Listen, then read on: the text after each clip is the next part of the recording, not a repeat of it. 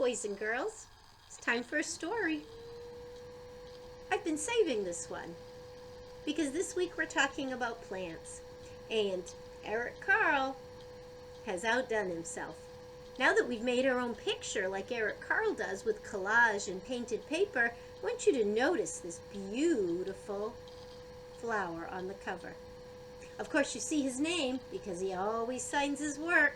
And look at that, the pieces of colored paper, painted paper that were cut out to make this flower. And guess what's on the back cover? A beautiful sun. Look at this. He found just the right way to put a face on it, just with a little bit of paint. He didn't draw it. He's very good about doing almost all of it with cut paper that he has painted. And look at all the beautiful speckled paper behind it.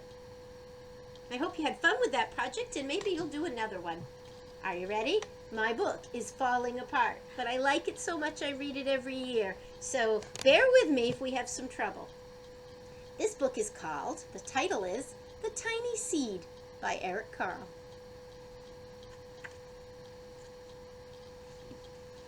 What's that? That's the title page. The Tiny Seed, Eric Carle. It is autumn. A strong wind is blowing. It blows flower seeds high in the air and carries them far across the land. One of the seeds is smaller than any of the others. Will it be able to keep up with the others? And where are they all going?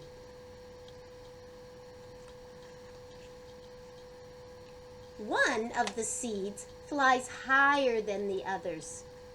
Up it goes. It flies too high and the sun's hot rays burn it up.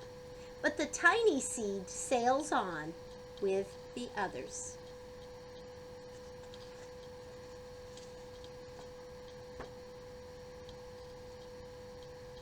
Another seed lands on a tall and icy mountain. The ice never melts, and the seed cannot grow.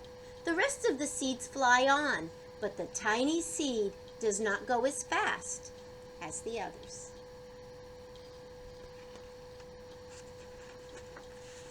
Oops.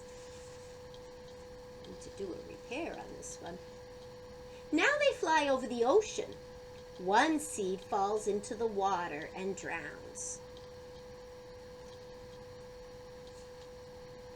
The others sail on with the wind, but the tiny seed does not go as high as the others.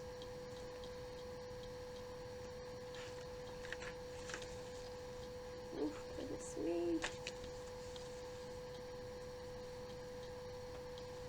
One seed drifts down into the desert.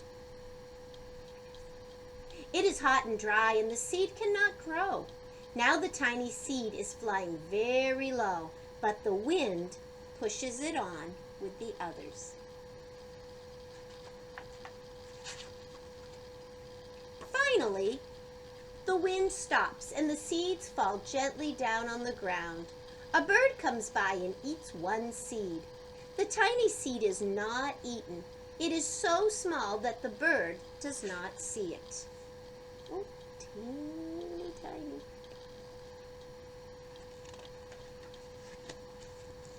And now it is winter. After their long trip, the seeds settle down. They look just as if they are going to sleep. Deep in the earth, snow falls and covers them like a soft white blanket. A hungry mouse that also lives in the ground eats a seed for his lunch, but the tiny seed lies very still, and the mouse does not see it.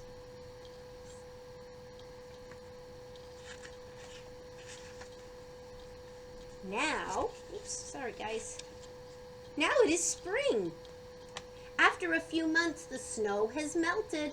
It is really spring. Birds fly by, the sun shines, rain falls, the seeds grow so round and full, they start to burst open a little.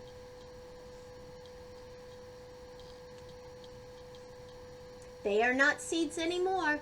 They are plants, First, they send roots down into the earth. Then their little stems and leaves begin to grow up toward the sun and air. There is another plant that grows much faster than the new little plants. It is a big, fat weed. And it takes all the sunlight and the rain away from one of the new, small plants. And that little plant dies.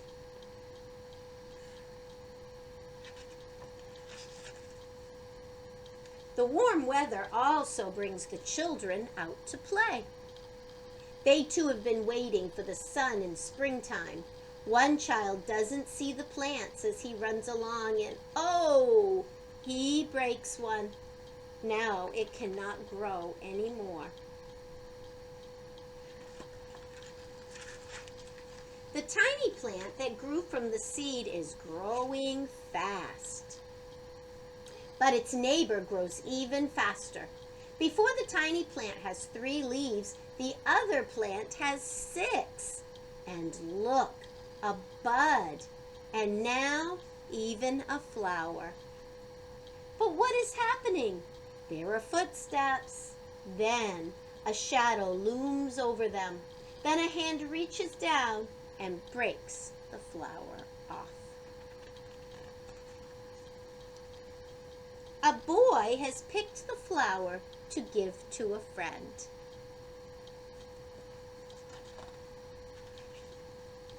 It is summer. The tiny plant from the tiny seed is all alone. It grows on and on. It doesn't stop. The sun shines on it and the rain waters it. It has many leaves. It has many leaves on it. And the rain waters it. It grows taller and taller. It is taller than the people. It is taller than the trees. It is taller than the houses.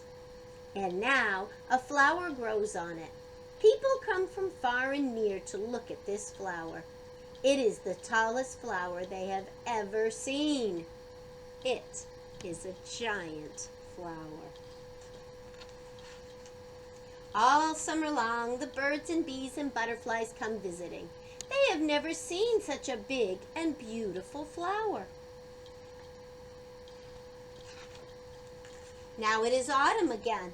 The days grow shorter, the nights grow cooler, and the wind carries yellow and red leaves past the flower. Some petals drop from the giant flower, and they sail along with the bright leaves over the land and down to the ground. The wind blows harder. The flower has lost almost all of its petals. It sways and bends away from the wind, but the wind grows stronger and shakes the flower. Once more, the wind shakes the flower, and this time, the flower's seed pod opens.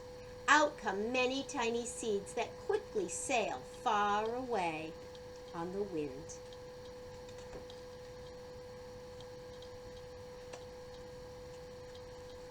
What did you think of that book? This book showed the life cycle of a flower or a plant. We'll talk more about that. You've learned a lot about life cycles.